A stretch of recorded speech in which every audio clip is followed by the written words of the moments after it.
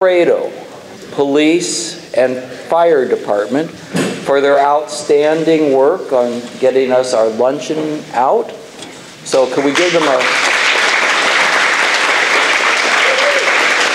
And we also need to recognize the Siouxland bison people who are illustrating a significant form of economic development for our region, for the main ingredient for today's dinner.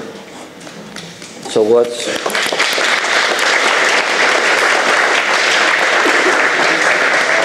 Because dinner is what you have at noon, a little lunch is between breakfast and dinner, between dinner and supper, and what you have just before you go to bed.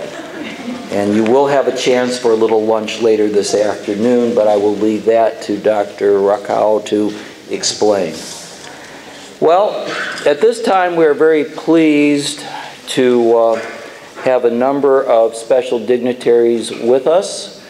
I would like to recognize the President of the University of North Dakota, Dr. Robert Kelley. I would like to recognize our base commander and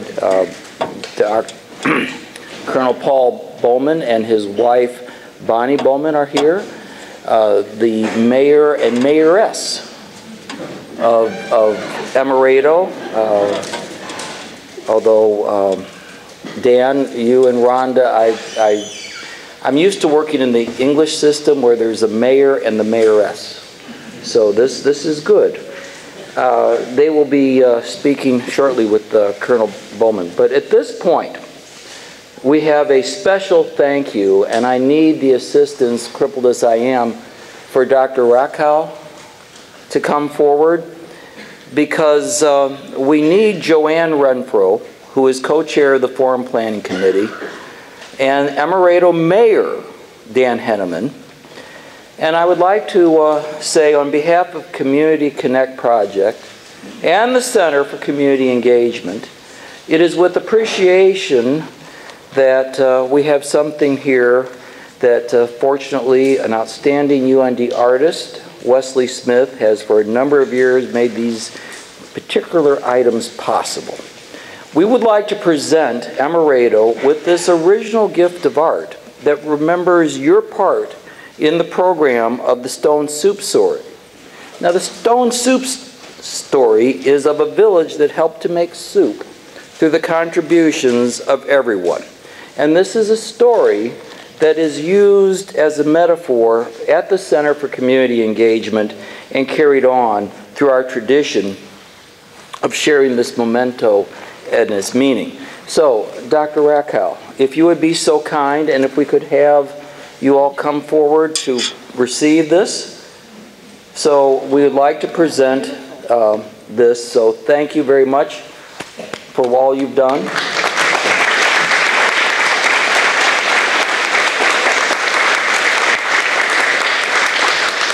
And at this time, it was with pleasure I turn the podium over to Joanne.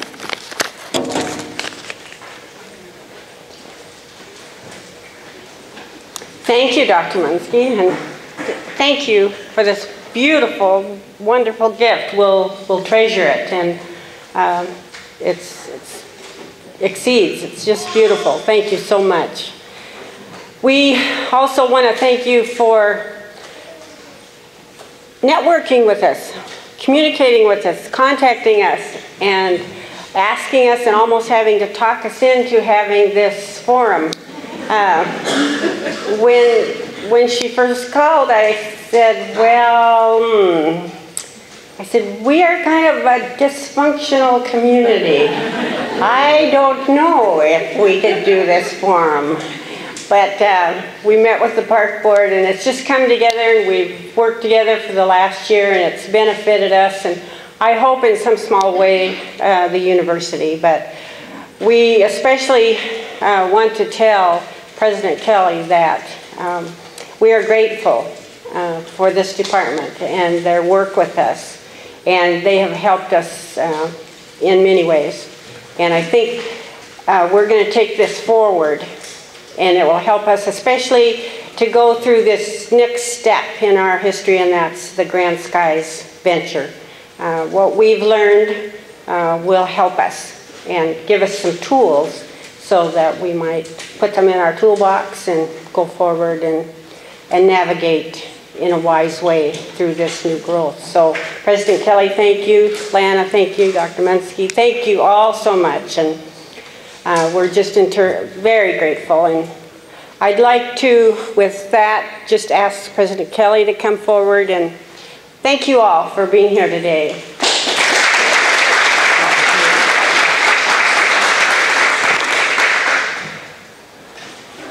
Well, Joanne, thank you very much. Those kind words were very nicely received, because it's so important for the University of North Dakota to be able to connect with all of our citizens across the state. And it's just delightful to be out here in Emerado with you today. On the campus, we talk a lot about exceptional UND, and it really is sort of a roadmap for us, outlining our values and what it is that we put in as priorities. We always talk about teaching and learning, and we do that by collaborating and coming together, just as we are here today, to teach each other and to learn. We also talk about how this reaches out into our state, serving our state and our communities, and indeed it enhances the quality of our lives through all of these activities. So thank you for permitting us to be with you today here at Emerado. It's wonderful. I was also thinking about the importance of networking. My job as a university president is essentially the same job that Joanne has and Mayor Brown has. I'm responsible for a small city.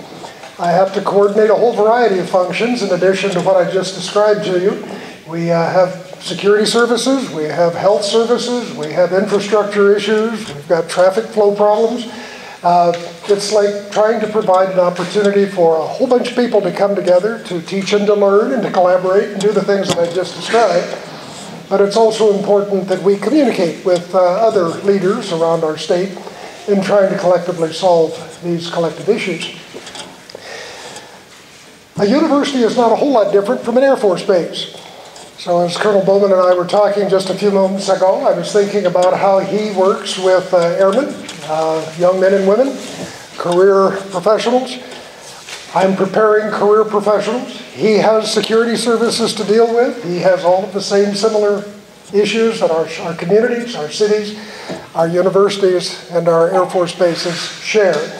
And in just a few moments, Colonel Bauman is going to give us some benefits from, I think, his experience and his role as an officer in the United States Air Force. So it's a real pleasure for me today to tell you a little bit about Paul Bauman. Before I do, I want to thank Bonnie for being with us. Bonnie Bauman is a close friend of our university and our communities and our cities. So thank you for all that you have brought to us as well, and thank you for being with us today. Very nice to see you again. Well, now, as commander here since May of 2013, Colonel Bauman has served as senior officer and continues to serve as the responsible officer for providing base operating and direct support to over 1,500 Air Force personnel, government civilians, and their family members. The 319th Air Base Wing also provides facilities and equipment support for the Department of Homeland Security's Customs and Border Protection, the 69th Reconnaissance Group, the 119th Air National Guard, and the Cavalier Air Force Station. In addition, the wing provides logistics, medical services, civil engineering, contracting, communication services, security, retirement, and force support functions. I need one more scholarship, I can just see. Colonel Bauman entered the Air Force in 1991 after graduating with a bachelor's degree in engineering mechanics from the United States Air Force Academy, Colorado Springs. Earned his wings and pilot training at Shepherd Air Force Base in Texas, and a master's degree in military history from Texas Tech in Lubbock. He served as a member of the C-141B Prime Nuclear Airlift Force and as an assistant professor of history at the United States Air Force Academy. He served as a squadron commander of Altus Air Force Base, National Defense Fellow of the Atlantic Council of the United States. He was Chief of Nuclear Policy Branch and Chief of Strategic Deterrence and Nuclear Policy Divisions at the Pentagon, and most recently the Vice Commander of the 3rd Wing at Joint Base Elmendorf-Richardson in Atlanta, Alaska. And in his spare time, Colonel Bauman managed to become a command pilot with more than 3,800 flying hours of experience. So please join me in welcoming to the podium Paul Bauman. Paul, thank you for your service, thank you for your leadership, and thank you for your friendship to the state of North Dakota.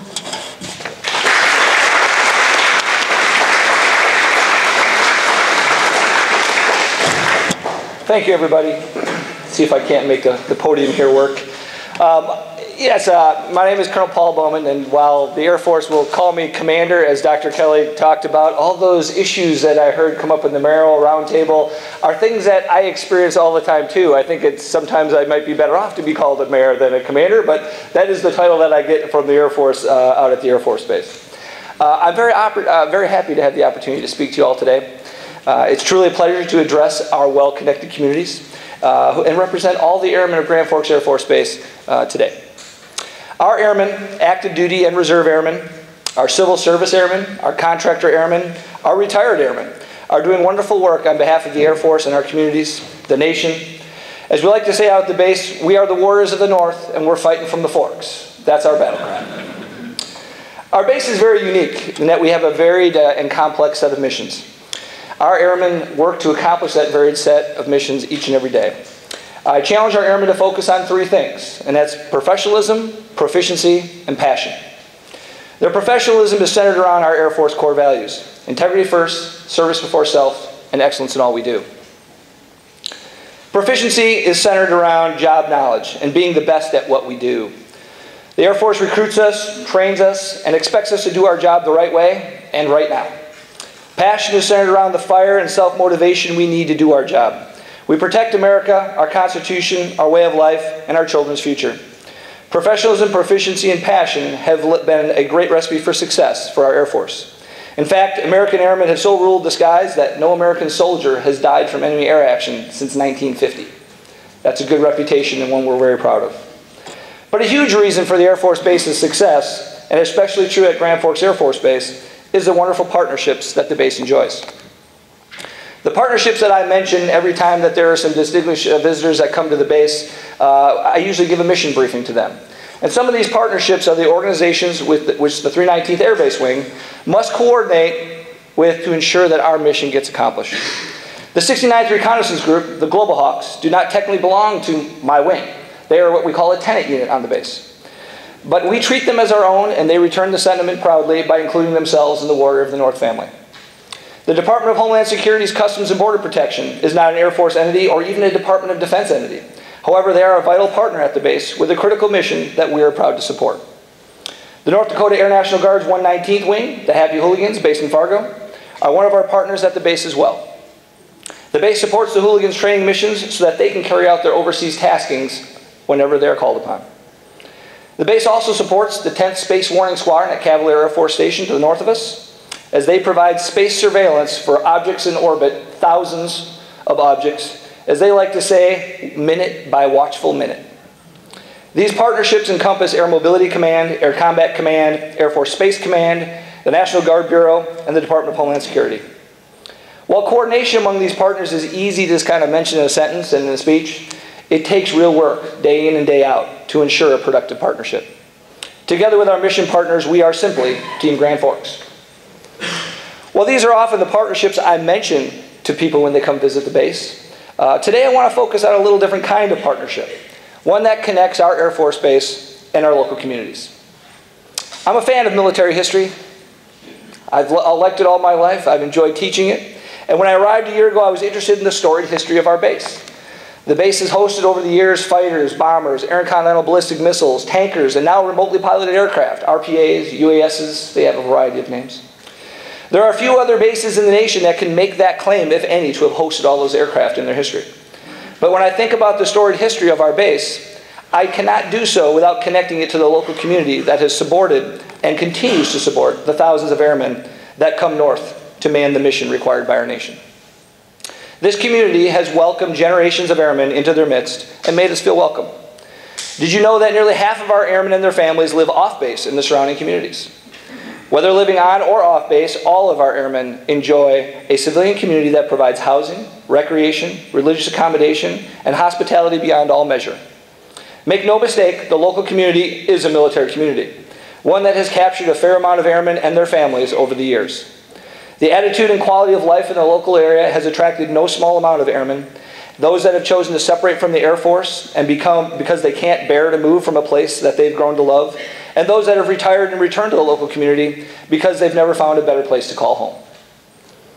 This is a point of pride that I hope this community never forgets. And on behalf of generations of airmen, I thank you for that. We enjoy this incredible partnership with our host community, and while the community supports us in innumerable ways, we also like to think that we give back to our community as well. We give back by hosting vital federal resources and contributing manpower to the annual flood fight efforts that occur nearly every year on the Red River. Volunteering thousands of man-hours for community improvement projects, such as cleaning up Emerado City Park, and participation in notable other community events. Partnering with civilian law enforcement, health services, and emergency response agencies. Providing air traffic control for some of the busiest airspace in the United States, and protecting the lives and property of the citizens of the greater Grand Forks area. Several airmen were instrumental even in making this event today. Tim Flack, where'd you go? There he is back there. Another one of our civilian airmen back there. Here are a few more specific examples of how the community benefits from having this base nearby. There are several active duty and government civilians who are volunteer firemen in neighboring towns, including Emerado. One of our airmen is a volunteer rescue diver with the Grand Forks Police Department. Several are scout leaders, church leaders, and big brothers, as well as sports coaches for our local youth teams. Our airmen also volunteer at the homeless shelter downtown, support American Legion and Veterans of Foreign War Posts, and raise thousands of dollars for local charitable organizations.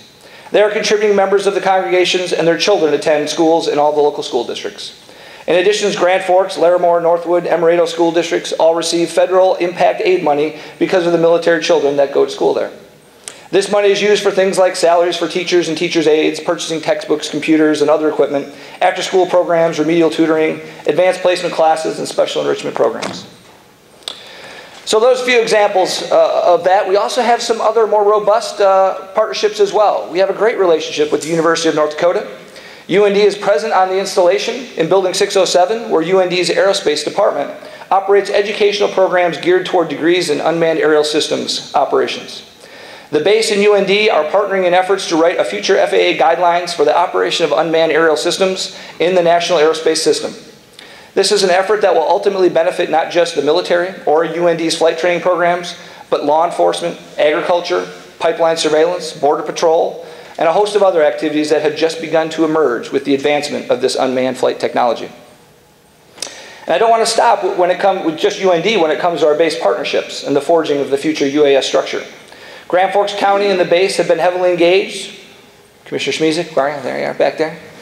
Been heavily engaged in cooperative effort to lease over 200 acres of base land to the county. This is accomplished through a mechanism called an enhanced use lease, whereby the Air Force can lease unutilized land to a private entity. It's a win-win for the base and the community. The county will obtain leasing rights to develop an industrial and research park called Grand Sky, which will be focused on unmanned aerial systems, and the Air Force will get added income in the form of rent. This is no small thing, the Air Force getting rent from this sort of thing on unutilized land, given that there are declining budgets in the DoD and a decade of funding cuts mandated by law, popularly known as sequestration. There are many individuals from the community who are working hard on this Air Force Grand Forks County initiative, and nearby communities like Emerado will hopefully benefit from the increased business traffic and real estate demand. The base is also partnering with a host of other entities to help make the Grand Forks area the most attractive area in the United States for UAS operations, education, and research. The state of North Dakota was recently awarded the designation as one of the FAA's 6 UAS national test sites. And in fact, just this week, FAA Administrator Huerta was hosted at UND to announce that this test site in North Dakota was the first to achieve operational status. U.S. Northern Command, or U.S. NORTHCOM as we call it, is sponsoring a UAS airspace integration joint test at Grand Forks Air Force Base this fall. NORTHCOM realizes there is no other location in the United States with a family of 3 UASs operating from the same airfield. This makes the base a perfect location for NORTHCOM's test program aimed at researching what regulations and policies will be required in the National Aerospace System to accommodate unfettered access for both manned and unmanned aerial systems. As you can see, partnership, real partnership, not just the kind we talk about, is alive and well in your community, our community. The warriors of the North at Grand Forks Air Force Base are proud of our mission, proud of our nation, and proud of this community as neighbors and partners as we approach an uncertain future. But let's not be afraid of an uncertain future. After all, it has been no different at any other point in history. No one ever really knows where their future is going to lead them. In the Grand Forks, North Dakota area, we face an unknown future together, and none of us stands alone. Thank you for being a partner with the base and a friend to every airman you meet. The Warriors of the North are outstanding Americans, and I am fortunate to lead them. Our nation deserves the best to fight for its freedom, and your airmen are giving their best. But they can give their best only because our local communities house them, educate them, nurture them, and shape their perspective.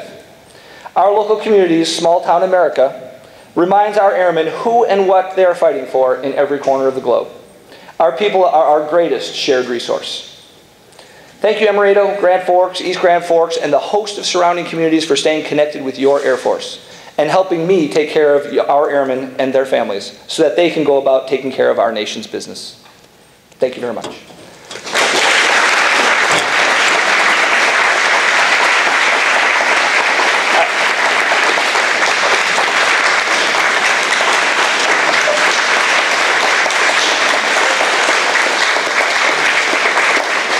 Okay, now I'm really humbled. I don't know if Q&A was part of it at all, but if anyone had any questions that I could answer on behalf of the Air Force Base, I'd be happy to entertain any of those if you have them. Going off script a little bit. Anyone? Any questions for the base?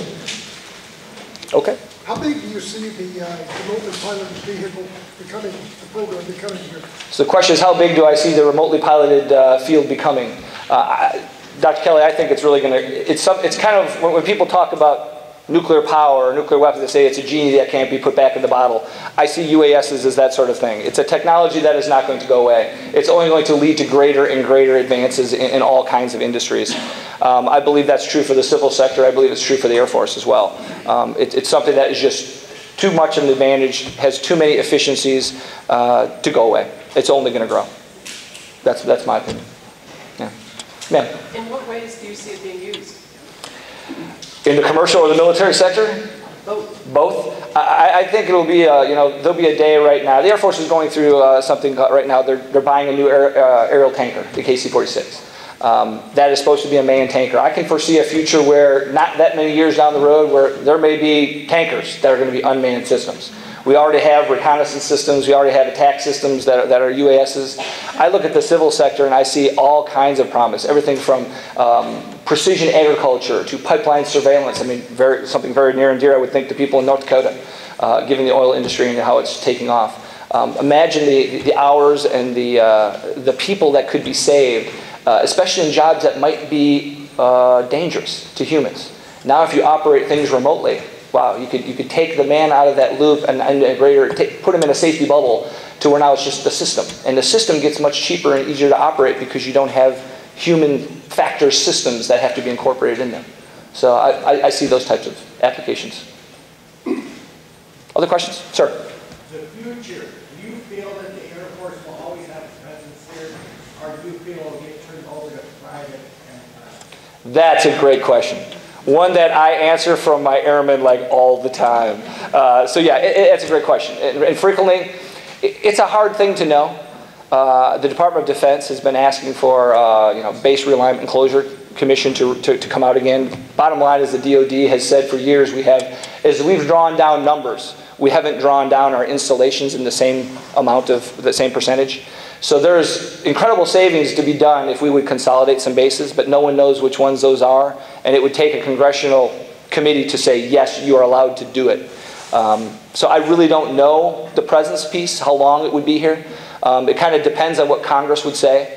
I think that right now, the base is a very interesting mix. I've never been in an installation like Grand Forks Air Force Base, because I'm an Air Mobility Command base commander. We have an Air Combat Command mission with the Global Hawk. We have Customs and Border Protection, another federal agency on base as well. We have a lot of support for a lot of different areas. And I think this might be kind of, if I look at it one way, some people would say eclectic. Another way to look at it is maybe the wave of the future. How the federal government pushes a bunch of missions together to take advantage of efficiencies.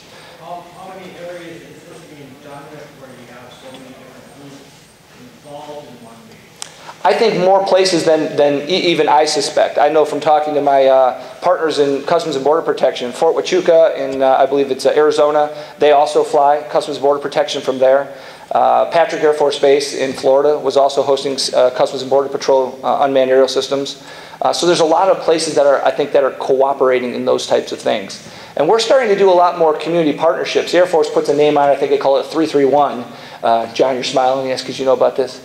It's one of those things where the Air Force realizes we draw down the amount of resources we have available that Congress gives us. We have to be smarter about what we do. One example would be the Air Force Base needs a new firing range to train our defenders and also train our troops before they go out and deploy. We also have Customs and Border Protection. They need a shooting range for their agents. We have County Sheriff's Office. They need a shooting range to train their sheriffs. So there's a lot of partnerships I think that can be had yet, and the Air Force is interested in making those connections and finding out how we can all share facilities in an efficient manner. So I think it's happening more and more as we look around the country. Excellent question. Anything else? All right. I don't get a lot of opportunities sometimes to engage the community in this way, so I feel very honored to have you not only care about what I have to say, but I get to tell you what my view is when it comes to how awesome our community is in supporting the base. So again, thank you all very much.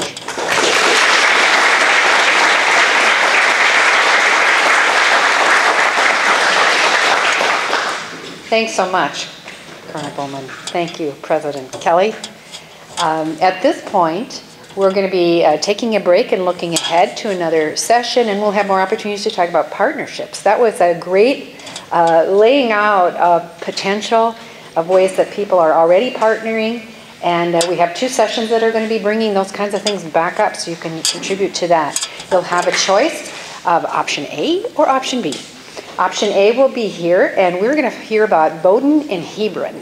And then we're going to break into some table discussions and talk about how networking could be used in those communities to work on some of the opportunities that they're interested in. The other session now will move over to the community center. That's option B.